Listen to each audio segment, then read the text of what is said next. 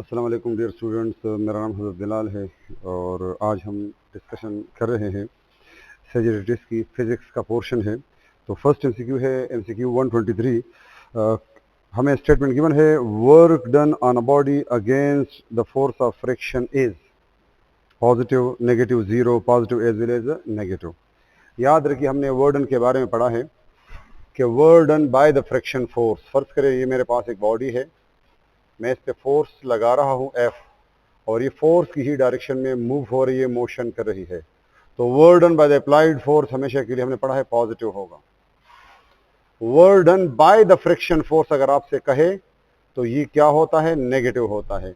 लेकिन यहाँ पे ट्विस्ट ये है कि आपको बताया गया कि work done against the friction, तो अगेंस्ट द फ्रिक्शन ये वर्क डन हो रहा है, जो कि आपके पास क्या है, पॉजिटिव है। तो ऑप्शन नंबर ए इसमें करेक्ट है। बी है 1 foot pound is equal to, foot pound बेटा ये एनर्जी का यूनिट है, और अगर आप फुट की वैल्यू पुट करें आप फुट की वैल्यू पुट करें 1 फुट पाउंड में, आई एल भी आपके पास पाउंड के लिए है, 1 फुट है 0.3048 मीटर, और अगर आप पाउंड को न्यूटन में कन्वर्ट कर दे और आप इनको मल्टीप्लाई कर दे तो you will get 134 newton metre, और न्यूटन मीटर को हम जाउल कहते हैं। तो ये आपके पास ऑप्शन नंबर सी है। एफपीएस सिस्टम में एनर्जी का यूनिट है। 125 projectile is projected at an angle of 60 with the horizontal having initial kinetic energy E not, the kinetic energy at the summit will be. जब भी आप projectile motion की बात करते हैं तो यहाँ पे कहा गया है कि आपके पास प्रोजेक्टाइल को थ्रो किया गया है कितने एंगल पे, तकरीबन 60 डिग्री पे। इनिशियल आपके पास काइनेटिक एनर्जी की वैल्यू ई नॉट है, इस पॉइंट पे जिसको हम समिट पॉइंट कहते हैं, यहाँ पे काइनेटिक एनर्जी वैल्यू क्या होगी। तो हमारे पास एक रिलेशन है डायरेक्ट के E S energy at the summit point is equal to E naught into cos square theta. ये आता है वेलोसिटी के एक्स कंपोनेंट की वजह से, cos V X V cos theta. तो बेटा आपके पास इससे आ जाएगा ई नॉट, और कास एंगल आपके पास 60 गिवन है, कास 60 की वैल्यू होती है 1/2 होल पावर 2 हो जाएगा। तो ई नॉट 2 का स्क्वायर 4 आएगा, ई नॉट बाई 4, इसको 0.25 ई नॉट भी हम लिख सकते हैं। तो इसमें ऑप्शन नंबर बी जो है वो करेक्ट है। 126 ratio of height to range of projectile thrown at 45 degree with horizontal is. हमें पता है कि प्रोजेक्टाइल के रेंज और हाइट के दरमियान में ये रिलेशन है। अगर आपके पास एंगल 45 हो तो हमें पता है टेंजेंट 45 की वैल्यू 1 होती है, तो r is equal to 4h हो जाएगा, ठीक है। या h बाय 4 आपसे मांगा गया है तो 4 इस साइड पे डिवाइड हो जाएगा, तो the ratio will be 1:4। Option number C इसमें करेक्ट है। 127 है which of the following option is true during simple harmonic motion. Simple harmonic motion के दौरान एक्सेलरेशन और डिस्प्लेसमेंट की डायरेक्शन के बारे में पूछा गया है। हमें पता है कि जब हम मीन से एक्सट्रीम की तरफ जाते हैं तो डिस्प्लेसमेंट हमेशा के लिए हम मेजर करते हैं सिंपल हार्मोनिक मोशन में फ्रॉम द मीन पोजीशन। तो डिस्प्लेसमेंट हमेशा के लिए मीन से एक्सट्रीम की तरफ होती है, जबकि एक्सेलरेशन हमेशा के लिए एक्सट्रीम से मीन की तरफ होती है। तो ये दोनों एंटी पैरेलल होते हैं, तो ऑप्शन नंबर सी इसमें करेक्ट है। 128 word along a closed path is always zero by the friction, force of friction, normal force, tension, weight। ये जो तीन मैंने फोर्स बताई थी तमाम नॉन कंजर्वेटिव फोर्सेज है, तो इनके लिए word along the closed path zero नहीं होता। वेट या फोर्स ऑफ ग्रेविटी जो है इसके लिए word along the closed path zero हो सकता है, तो ऑप्शन नंबर डी जो है ये करेक्ट है। कंजर्वेटिव फील्ड से रिलेटेड क्वेश्चन था। 129 a resistance whose resistance varies with temperature। Resistance मुख्तलिफ तरीकों से वेरी हो सकता है, लेंथ के जरिए से भी वेरी होता है, एरिया के जरिए से, यहाँ पे टेम्परेचर के जरिए से अगर रेजिस्टेंस तो ये थर्मिस्टर में होता है, हीट सेंसिटिव रेजिस्टर, जहाँ पे टेम्परेचर चेंज होने से रेजिस्टेंस की वैल्यू चेंज होती है, तो ऑप्शन नंबर बी करेक्ट है, थर्मिस्टर।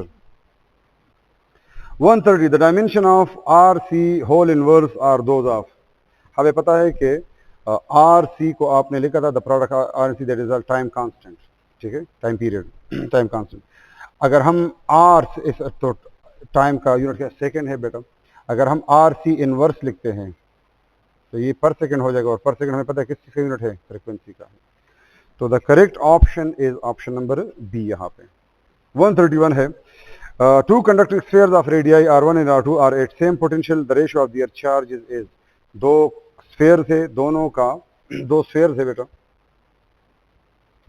एक का रेडियस r1 है, दूसरे का रेडियस r2 है, लेकिन दोनों की पोटेंशियल की वैल्यू सेम है। v1 is equal to v2 is equal to constant है, आपके पास सेम है। चार्जेस का रेशो, हमें पता है कि V is equal to K Q by R होता है, ठीक है। तो आपने अगर चूंकि पोटेंशियल सेम है तो आप लेंगे K Q1 और R1। मैं यहाँ से अगर Q लिखना चाहूँ तो Q लिख सकता हूँ, Q is equal to V R into K, अच्छा वी आर डिवाइड बाई के, ये R1 है बेटा, ये Q1, के भी कांस्टेंट है, पोटेंशियल भी आपने सेम लिया है। तो अगर मैं दोनों चार्जेस का रेशो लूँगा Q1 और Q2, तो Q1 था VR1 बाई के, Q2 क्या हो जाएगा VR2 डिवाइड बाई के, ये V और के आपस में कैंसिल, तो आपके पास आएगा R1 और R2। तो दोनों चार्जेस का जो रेशो है वो आएगा R1 और R2, जो कि ऑप्शन नंबर आपके पास है वो ए है। 132 which are the following has greater momentum during motion. Momentum के लिए जरूरी है कि मास और वेलोसिटी दोनों का प्रोडक्ट आपके पास मौजूद हो। ऑप्शन ए में है mass of 10 kg, mass of 5 के, बी है मास ऑफ 5 kg, सी है either of this depends upon the speed. हाँ, ये चूंकि मोमेंटम है, मास और वेलोसिटी दोनों पे डिपेंड करता है। अगर आपको वेलोसिटी गिवन होती तब आप अंदाजा लगाते कि किसका मोमेंटम ज्यादा होगा। ऑप्शन सी जो है वो करेक्ट है, depends upon the given velocity पे डिपेंड करेगा। 133 the impulse momentum relationship is a direct result of. जो इम्पल्स मोमेंटम रिलेशन है बेटा, ये न्यूटन सेकेंड लॉ के लिए आपने लिखा था कि न्यूटन सेकेंड लॉ जो है आपको आपने पढ़ा था, F is equal to M A होता है, जिसे आपको पढ़ा था del P by del T भी होता है। यहाँ पे फोर्स और टाइम को अगर आप मल्टीप्लाई करते हैं तो you will get the impulse, आपके पास इम्पल्स आता है, ठीक है। तो इम्पल्स न्यूटन सेकेंड लॉ से रिलेटेड है आपके पास। 134 the speed of wave in rope can be increase by. हमें पता है कि ट्रांसवर्स जो रोप है, स्ट्रिंग है, ट्रांसवर्स नेचर का है आपके पास। अब यहाँ पे जो स्पीड ऑफ साउंड होगी वो आपके पास होगी under the root tension divide by linear mass density. अगर एक वायर वेल स्ट्रिच है, उसमें टेंशन ज़्यादा है, वेल स्ट्रिच है तो टेंशन ज़्यादा होगी। इसी तरह अगर कोई वायर थिन है, क्योंकि लीनियर मास के इन्वर्स रिलेशन है, जितना वायर थिन होगा स्पीड ज़्यादा होगी, जितना वायर वेल स्ट्रिच होगा तभी स्पीड ज़्यादा होगी। तो वायर को वेल स्ट्रिच होना चाहिए, थिन होना चाहिए। तो आपके पास जो करेक्ट ऑप्शन है ऑप्शन डी है, बोथ बी एंड सी वाला। अच्छा 135 की तरफ आते हैं। A thermistor resistance decrease with. Thermistor चूंकि हमारे पास सेमीकंडक्टर है, तो सेमीकंडक्टर केस में हमने पढ़ा है कि टेम्परेचर इंक्रीज करेंगे तो रेजिस्टेंस की वैल्यू डिक्रीज होगी, इनवर्स रिलेशन है टेम्परेचर के साथ। बी ऑप्शन करेक्ट है। 136 है IV graph for a filament bulb. Filament bulb हमारे पास टंगस्टन फिलामेंट की हम बात करते हैं, मेटल है लेकिन नॉन लीनियर बिहेवियर शो करता है, तो ऑप्शन बी इसमें करेक्ट है, बी। 135 में बी है, 136 में भी क्या है वो बी है। 137 है if the electric flux entering and leaving an enclose surface respectively is phi1 and phi2 then the electric charge inside the surface will be. आपने सिर्फ ये याद रखना है कि टोटल फ्लक्स होता है total charge enclose divide by permittivity epsilon, या Q is equal to flux into epsilon. अब आपके पास फ्लक्स दो तरह का है, एक है फ्लक्स एंटरिंग। फ्लक्स तब कब एंटर होगा अगर आपके पास कोई नेगेटिव चार्ज हो, तो नेगेटिव चार्ज के लिए फ्लक्स की वैल्यू क्या होगी, नेगेटिव होगी। फ्लक्स लीव कब करेगा अगर आपके पास कोई पॉजिटिव चार्ज हो, तो फ्लक्स जो लीव कर रहा था वो phi2 था, और जो एंटर कर रहा है वो phi1 है, तो आपकी phi2 माइनस phi1, तो नेट फ्लक्स आपके पास phi2 माइनस phi1 आएगा इसकी जगह, और यहाँ पे एप्सिलॉन आ जाएगा। तो total charge equal to flux into epsilon, not net flux की वैल्यू आपके पास phi2 माइनस phi1 लिखी जाएगी, ठीक है। तो इसमें ऑप्शन नंबर जो है वो सी करेक्ट है। 138 है आपके पास कि the electric field intensity at a point at a distance 2 meter from the charge Q is E. The amount of burden in bringing the charge of 2 coulomb from infinity to that point will be। आपसे वर्डन पूछा गया है, तो वर्डन का formula आप apply करेंगे यहाँ पे, ठीक है।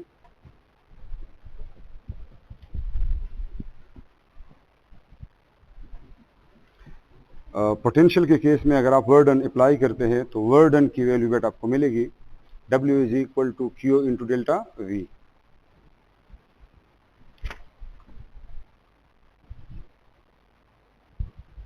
हमें पता है पोटेंशियल डिफरेंस क्या है, work done per unit charge है।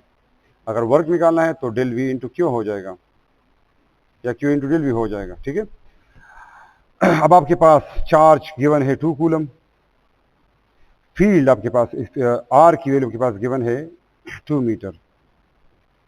तो मुझे पता है कि जो पोटेंशियल होता है उसका E के साथ रिलेशन है, हम लिखते हैं कि del V is equal to E into delta R। Delta R आपके पास क्या है, 2 मीटर है, ठीक है। तो यहाँ पे आपके पास क्या आ जाएगा, 2E आ जाएगा। ये वैल्यूज अगर आप यहाँ पे पुट करें दोनों, तो work is equal to charge की जगह 2 आया, 2 कूलम्ब आया, और मल्टीप्लाइड बाय 2E आया,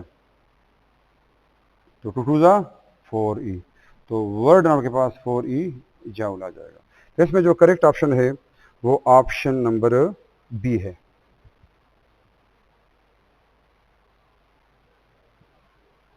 वन 139 बेटा, an ideal gas undergoes cyclic process A B C D A as shown in the figure PV diagram में the amount of work done by the gas, क्या ये work done positive होगा negative होगा। अच्छा इधर देखें, आपके पास फार्मूला डायग्राम से आपने इसको सॉल्व करना है।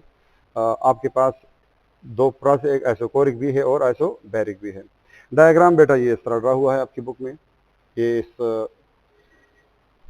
पेपर में A B C और D रेक्टेंगुलर शेप है आपके पास। ये प्रेशर है, यहाँ पे वॉल्यूम है, वॉल्यूम के पास V नॉट गिवन है, यहाँ पे गिवन है 3V नॉट, ठीक है। यहाँ पे प्रेशर गिवन है P नॉट और यहाँ पे गिवन है 2P नॉट। हमें पता है कि area under the curve, work done अगर आप इधर कैलकुलेट करें तो वर्क डन का फार्मूला क्या है, एरिया अंडर द कर्व, और एरिया रेक्टेंगुलर शेप का है आपके पास, तो एरिया ऑफ द रेक्टेंगल का फार्मूला क्या होता है, लेंथ इनटू ब्रेड्थ हो जाएगा। लेंथ आपके पास 3V नॉट और V नॉट, 3V नॉट से अगर लेंथ मालूम करेंगे तो आप करेंगे 3V not minus V not, ये आपके पास लेंथ आ जाएगा यहाँ पे, और विड्थ आपके पास ये है तो आप कहेंगे 2P not minus P not. तो यहाँ से आ जाएगा 2V नॉट और यहाँ से आ जाएगा P नॉट, तो the answer is 2P not V not work done. अच्छा, अब ये वर्क डन पॉजिटिव है या नेगेटिव है ये डिपेंड करता है, ठीक है। अगर मैं इसको as a cyclic process anti clockwise direction लेता हूं, तो देखिए यहाँ पे A से B तक हमारे पास वॉल्यूम एक्सपेंड हो रही है। जब एक्सपेंड होगी तो वर्क डन पॉजिटिव, यहाँ से हमें वर्क डन पॉजिटिव मिलेगा।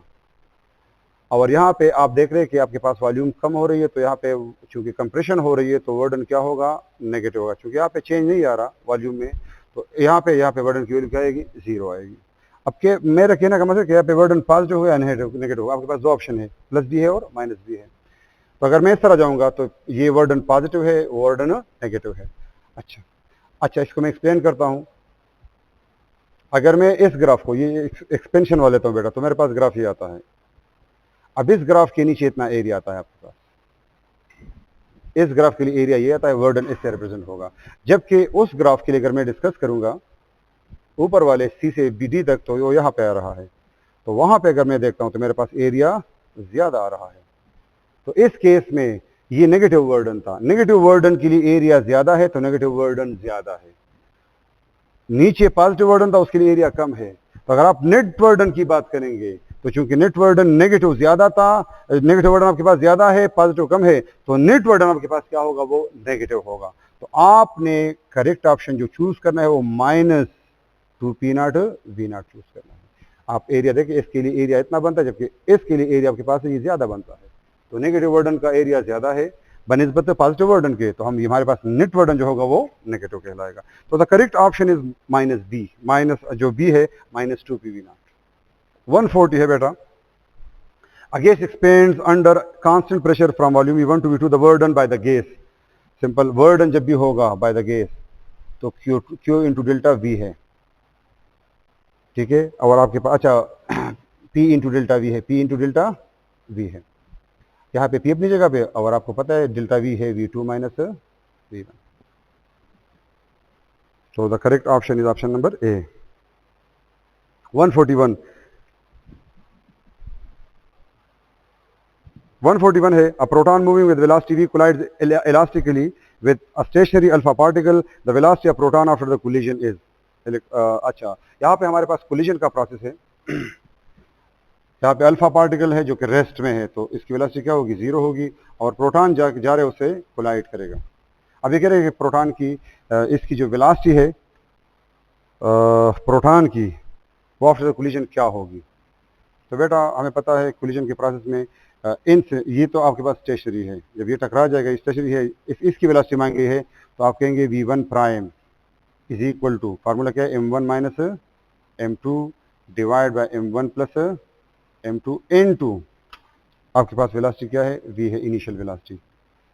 कोलिजन से पहले वेलोसिटी v थी, कोलिजन के बाद वेलोसिटी v1 बन जाएगी। ये आपके पास इक्वेशन बन गया। इंसिडेंट बॉडी के लिए, टारगेट के लिए अलग वेलोसिटी। आपने इंसिडेंट पूछा कि प्रोटॉन इंसिडेंट है, तो अगर आपको पता है प्रोटॉन का मास क्या है, m है, तो अल्फा पार्टिकल का मास प्रोटॉन से 4 गुना ज़्यादा, तो ये 4m हो जाएगा। ये पर m है और ये क्या हो जाएगा 4m। तो ऊपर आ जाएगा -3m, नीचे आएगा 5m multiplied by v, mass mass cancel, so -3/v। ये टकरा के रिकॉइल होगा, नेगेटिव साइन ये शो करेगा। तो 141 में आपके पास ऑप्शन नंबर ए करेक्ट है। 142 की तरफ आते हैं। Let p be the linear momentum of the particle whose position vector is r with respect to the origin and l be the angular momentum of this particle about the origin. Then हमें पता है कि angular momentum जो है वो r cross p के बराबर होता है, l is equal to r cross p। Simple सा कंसेप्ट है कि l हमेशा के लिए इन दोनों को क्या होगा, परपेंडिकुलर होगा। तो अगर आप इनका डॉट प्रोडक्ट लेंगे तो हमेशा के लिए क्या आएगा, वो 0 आएगा। तो ये ऑप्शन जहाँ पे भी है आप उसको टिक कर ले। तो द करेक्ट ऑप्शन जो है वो ऑप्शन नंबर ए है आपके पास, ऑप्शन नंबर ए वाला। 143 a bomb of mass 16 kg at rest explodes into two pieces of mass 4 kg and 12 kg। एक बॉम्ब है, कंजर्वेशन ऑफ मोमेंटम पे बेस्ड करता है ये क्वेश्चन। जब बॉम्ब एक्सप्लोड होता है, हम कहते हैं मोमेंटम कंजर्व है। दो पीसेज में बॉम्ब एक्सप्लोड हुआ, एक है 16 टोटल बॉम्ब का मास था, 4 kg और 12 kg में ये डिवाइड हो चुका है। The velocity of the 12 kg mass is 4 metre per second. The kinetic energy of the other mass, kinetic energy पूछी गई है, ठीक है। तो पहले कंजर्वेशन ऑफ मोमेंटम से आप जो मास 4 था उसकी वेलोसिटी आप मालूम करें, ठीक है, फिर आप इसको आगे लेके जाएंगे।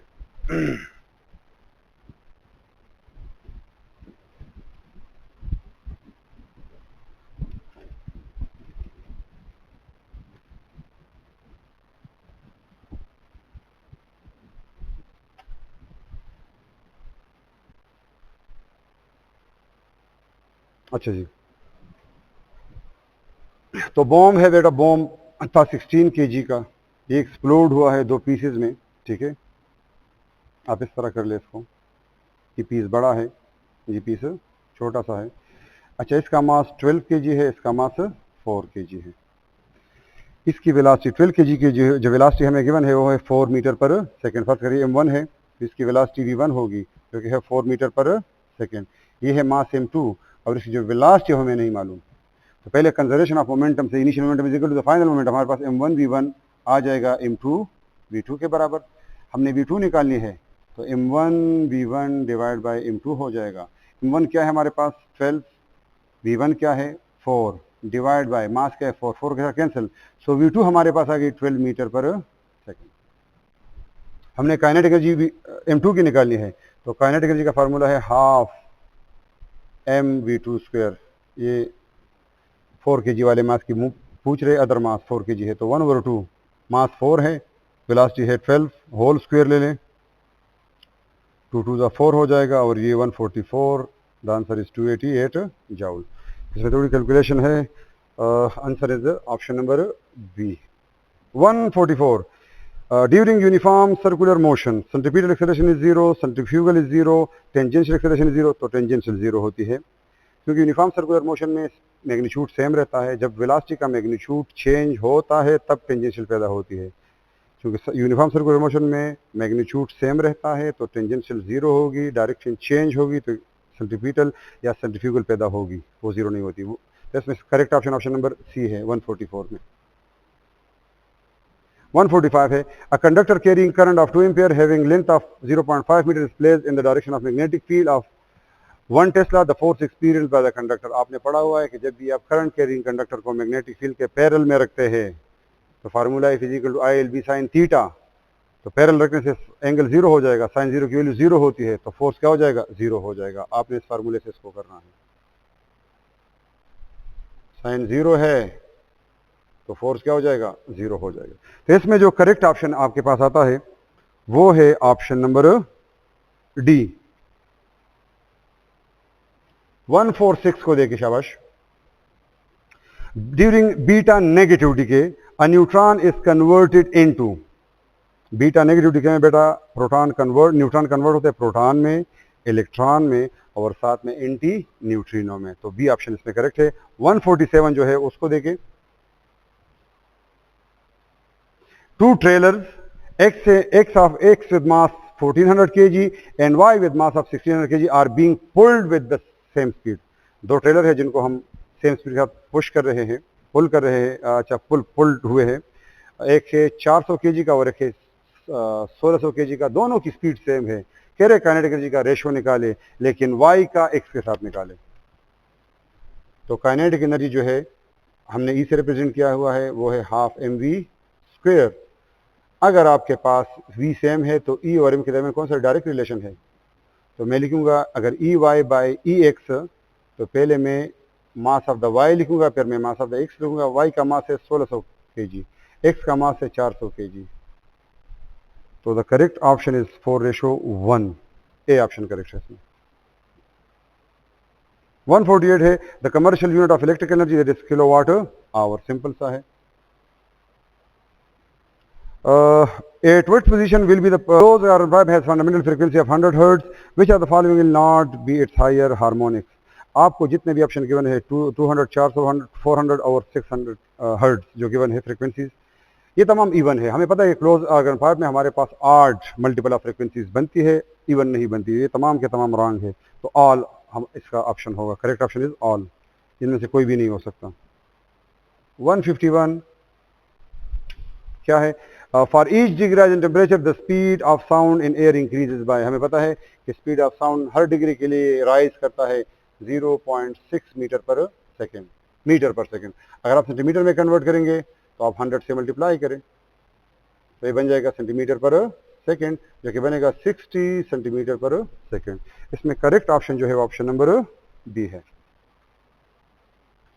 A transformer has 100 turns in primary coil and carries 8 ampere current if input power is 1 kilowatt. ठीक है। The number of turns required to the secondary coil have 500 volt output will be। अच्छा, इसमें ट्रांसफार्मर इनपुट जो primary coil को power मिला है as a input, मैं इसको P1 कह रहा हूँ, वो है हमारे पास I1 और V1। इनपुट हमें गिवन है 1000 वाट है, 1 किलो वाट है। करंट इसमें से पास हो रहा है 8 एम्पियर का। आपने V1 निकालना है, V1 हमारे पास नहीं था, तो अगर हमने V1 निकालना है तो 1000 को 8 पे डिवाइड कर, यू विल गेट 250 वोल्ट। तो प्राइमरी कॉइल का करंट 8 था और वोल्टेज कितना है? 250 एम्पियर, 250 वोल्ट है। The number of turns required in the secondary. अच्छा, प्राइमरी नंबर ऑफ टर्न्स हमें गिवन है। प्राइमरी के नंबर ऑफ टर्न्स हमारे पास कितने हुए? 100 है, और वोल्टेज हमें कितना मिला? इसको अगर VP आप कहें तो हमें मिला 250 वोल्ट। अच्छा, सेकेंडरी में नंबर ऑफ टर्न्स हमें गिवन है जो कि है अच्छा, सेकेंडरी में कहा हमें वोल्टेज गिवन है, VS गिवन है, जो कि है 500 वोल्ट। सेकेंडरी के नंबर ऑफ टर्न्स आपने निकालना है। तो पता है NS और NP is equal to VS और VP। अगर आप इसको सॉल्व कर दे बेटा तो you will get the answer of 200 turns. तो आंसर आएगा 200। अगर आप इसमें वैल्यू पुट करें तो you will get 200 turns. Option number 20 में करेक्ट है। 153 अगर आप देखें, 153 the ratio of secondary to the primary turns in the transformer is 3:2। If the primary out be P then the input power neglecting all losses must be equal to, वो भी P होगा। हमें पता है आइडियल ट्रांसफार्मर में input power is equal to the output power. अगर output P है तो इनपुट भी क्या होगा? वो P होगा। तो the correct option is option number C। 154 in which of the following decay the element does not change। गेमा डिके के दौरान चूंकि ना प्रोटॉन नंबर में एटॉमिक नंबर में चेंज आता है ना मास में, तो इसमें कोई चेंज नहीं आएगा, तो गेमा डिके है ऑप्शन नंबर C। 155 है आपके पास। A standing wave having 3 nodes and 2 antinodes is formed between 2 atoms having a distance of 1.21 angstrom between them. The wavelength of the standing wave। हमारे पास 2 एटम्स है, ठीक है। इन के दरमियान जो हमारे पास वेव है, स्टैंडिंग वेव, उसमें कितने नोड्स है? 3 नोड्स है और 2 एंटी नोड्स है, ठीक है। तो हमें पता है कि 2 नोड्स के फासला क्या था? λ/2, यहाँ भी λ/2। तो टोटल लेंथ कितना हो जाएगा? टोटल लेंथ λ/2 प्लस λ/2, हमारे पास λ हो जाएगा। लेकिन हमें ये दिया गया है कि दोनों एटम्स के दरमियान जो लेंथ है वो पहले से गिवन है 1.21 एंगस्ट्रॉम। तो यही इसका आंसर होगा। ऑप्शन ए इसमें करेक्ट है। 157, two tuning for same frequency 450 hertz and 454 hertz respectively. On sounding these forks together, the time interval between successive maximum intensities will be.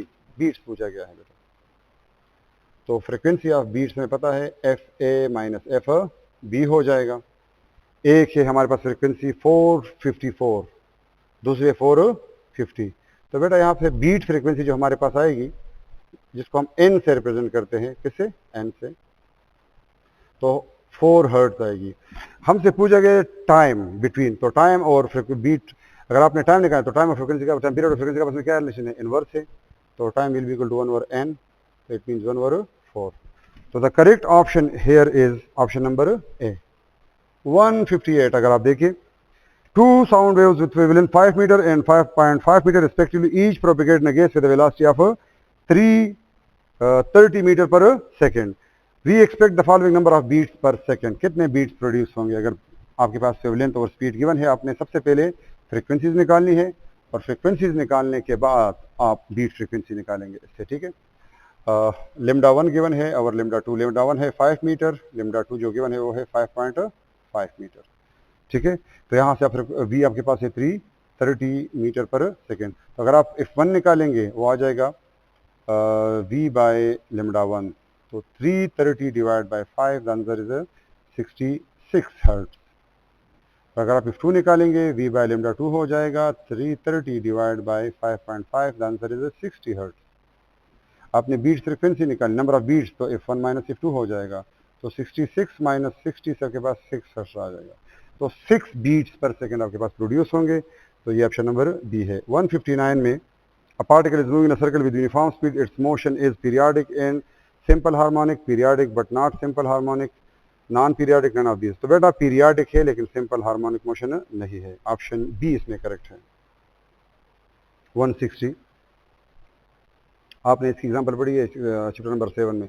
Mass particle खुद जो मास है वो सर्कुलर मोशन करता है, तो यूनिफॉर्म मोशन होता है, लेकिन उसका जो प्रोजेक्शन था वो सिंपल हार्मोनिक मोशन कर रहा था। बॉडी बजाते खुद यूनिफॉर्म सर्कुलर मोशन करती है, पीरियाडिक होती है, बिल्कुल पीरियाडिक हो सकती है। Two stretch strings having length L and 12 while tension are T and 4T respectively, if they are made of the same material, the ratio of their frequencies। String के case में, stretch string जो आपके पास frequency का formula है, V is equal to fundamental frequency है V, F is equal to V by 12। V हमारे पास string के केस में जो है उसकी वैल्यू है tension divide by linear mass density. तो एक तो ये आपके पास इनिशियल स्प्रिंग गिवन था, ठीक है, F1 अगर आप इसे कहे। अगर आप F2 निकालना चाहते हैं तो इसमें चेंज क्या हुआ, इन्होंने लेंथ डबल किया हुआ है, लेंथ क्या हुआ है, डबल 12, और मास की वैल्यू 4 गुना बढ़ाई है, लीनियर मास डेंसिटी। तो अगर मैं 4 को बाहर निकालूंगा तो ये बाहर 2 आएगा क्योंकि स्क्वायर रूट है ऊपर, तो वो 2 4 वाला और ये 2 आपस में कैंसिल, तो अगेन आपके पास वही रिलेशन आ जाएगा 1 over 2L under the root T by ml। अगर आप इन दोनों का रेशियो लेंगे, क्योंकि रिलेशन सेम आ रहे हैं, तो रेशियो आपके पास क्या आएगा, 1 आएगा, तो 1:1 आपके पास करेक्ट ऑप्शन है, ऑप्शन नंबर सी। 161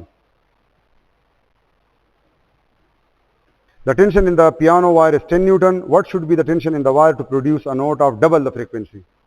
इसी तरह का रिलेशन है, पियानो है तो उसमें स्ट्रिंग है, स्ट्रिंग के केस में अभी मैंने बताया था कि फ्रीक्वेंसी आपके पास होती है 1 over 2L T divide by linear mass density. Frequency का टेंशन के साथ डायरेक्ट लेकिन स्क्वायर रूट के साथ है।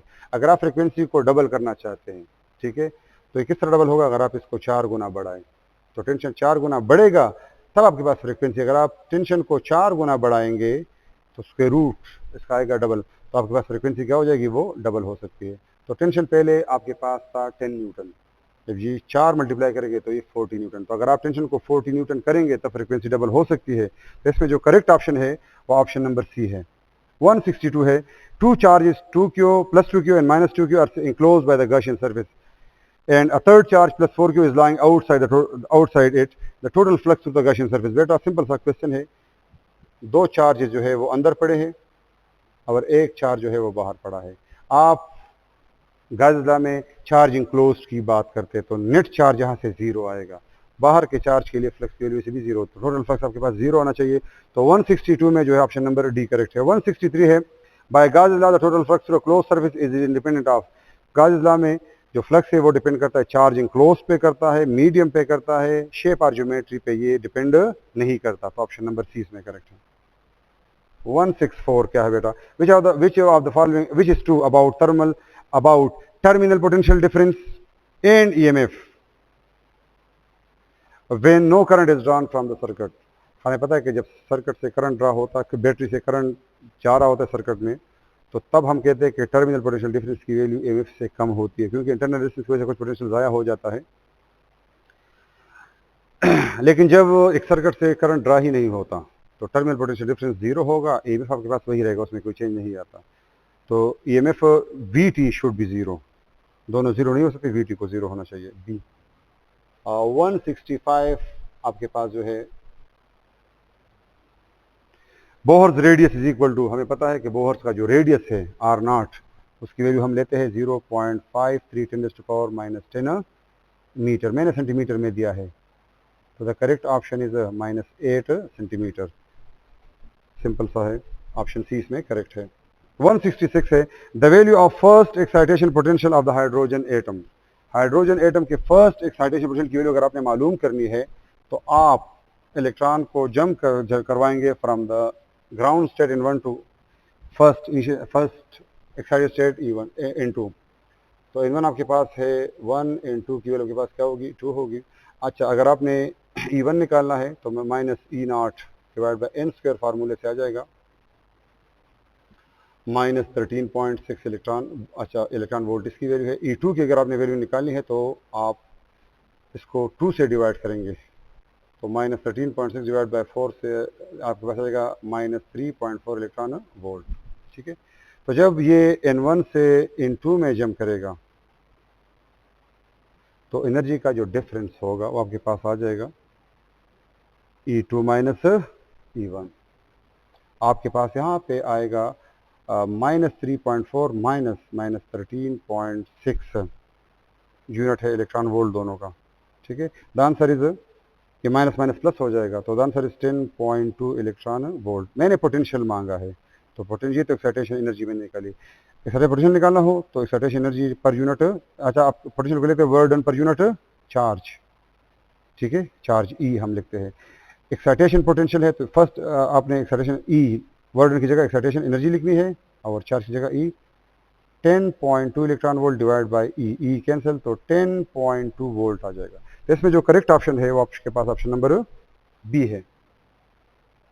167 है minimum energy required to emit electron from the metal surface. आपको पता है ये वर्क फंक्शन होता है, ऑप्शन नंबर बी इसमें करेक्ट है, बाकी ऑप्शन नहीं है।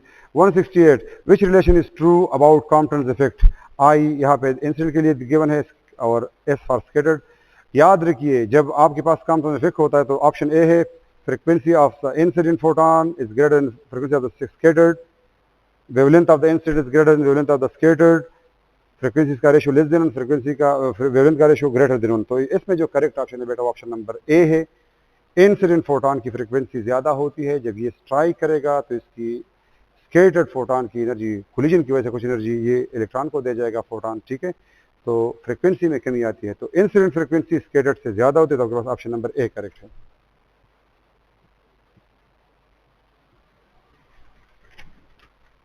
Which of the following energy states represent Balmer series. Balmer series के लिए पी की वैल्यू जो है वो 2 है और एन की कोई भी वैल्यू हो सकती है, तो सी ऑप्शन इसमें करेक्ट है, सिंपल सा। 170 है during interaction of photon with nucleus in pair production the nucleus recoils to conserve the momentum. B option बेटा करेक्ट है। मोमेंटम कंजर्वेशन के लिए जिस तरह गन के दौरान फायरिंग के दौरान बुलेट आगे जाता है, गन पीछे आता है, तो फोटोन जब न्यूक्लियस डायरेक्शन करता है तो फोटोन जब स्ट्रेट गुजरता है उसके साथ तो न्यूक्लियस रिकॉइल करेगा to conserve the momentum. B option correct है। 171 the product of frequency and time period for the second pendulum. Product हमेशा के लिए 1 के बराबर होगा, वो सेकंड पेंडुलम हो वो जो भी हो, the product of frequency and time that is equal to 1, तो ए ऑप्शन करेक्ट है। 172 पी टाइप सेमीकंडक्टर और इलेक्ट्रिकली पी टाइप हो या एन टाइप हो हमेशा के लिए न्यूट्रल रहती है, तो ऑप्शन नंबर सी इसमें करेक्ट है। 173 an electrical component that allows current only in one direction that is called diode, इसको डायोड कहा जाएगा। डायोड एक ही डायरेक्शन में करंट को फ्लो करने देता है। 174 है half life of sample is 2 minute after 8 minutes, मतलब जब उस पर 4 हाफ लाइफ गुजर जाए। The friction of sample decade, हमें पता है कि जब किसी मटेरियल पे 4 हाफ लाइफ गुजर जाए, क्योंकि आपने कहा 2 हाफ लाइफ और 8 मिनट गुजर, तो 4 हाफ लाइफ गुजर चुकी है, तो इसका 2 2 4 4 2 8 8 2 8, अच्छा 2 2 4 2 2 4 4 2 8 2 16, 1/16 पार्ट इसका रह गया है। डिके कितना होगा? तो डिके बेटा आपके पास, इन्होंने डिके का पूछा है, ये तो रिमेनिंग है, तो डिके आपके पास 15/16 रहेगा n0। अगर आप इनको आपस में ऐड करेंगे, जो रिमेनिंग था और जो डिके हो चुका था, तो यू विल गेट 16, आपके पास एलसीएम आ गया 15 + 1 n0, तो आपके पास आंसर आएगा n0 बेटा। n0 था जिनमें से ये डिके कर चुका है, ये रिमेनिंग है, तो 15 बाय जो 16 है बेटा, ये इसका करेक्ट ऑप्शन है और ऑप्शन नंबर सी है। 174 में ऑप्शन नंबर सी। 175 है if the potential at the surface is 10 volt, what is the potential at the centre. एक कंडक्टर है जिसके सरफेस का पोटेंशियल 10 वोल्ट है, तो इनसाइड द कंडक्टर हम कहते हैं कि हमारे पास कोई चार्ज नहीं होता, तो इलेक्ट्रिक फील्ड जीरो है। अगर इलेक्ट्रिक फील्ड जीरो, तो फार्मूला आपके पास है E = del V by del R, तो del V बराबर हो जाएगा E × डेल्टा R। अगर E जीरो है तो del V = 0 हो जाएगा। del V से हमारा V2 - V1 है, या V2 = V1 हो जाएगा, तो पोटेंशियल कांस्टेंट रहेगा। अगर सरफेस पे 10 है तो अंदर V कितना होगा? 10 होगा आपके पास। 176 है to perform same work in time TA = 2 TB by 2 bodies, एक बॉडी ए है एक बॉडी बी है, दोनों के टाइम का रिलेशन गिवन है TA = 2 TB। TA time of body A जो है वो बी के टाइम से डबल है। The ratio of their power, हमें पता है कि सेम वर्क के लिए पावर और टाइम के दरमियान रिलेशन क्या है? वो इनवर्स है। तो अगर मैं निकालूंगा power of A by power of B, तो ये लिखेंगे time of B divide by time of A. Time of A हमें गिवन है कि टाइम ऑफ बी से डबल है, तो टी अब कैंसिल 1/2, तो द करेक्ट आंसर इज 1/2, जो कि ऑप्शन नंबर ए है हमारे पास।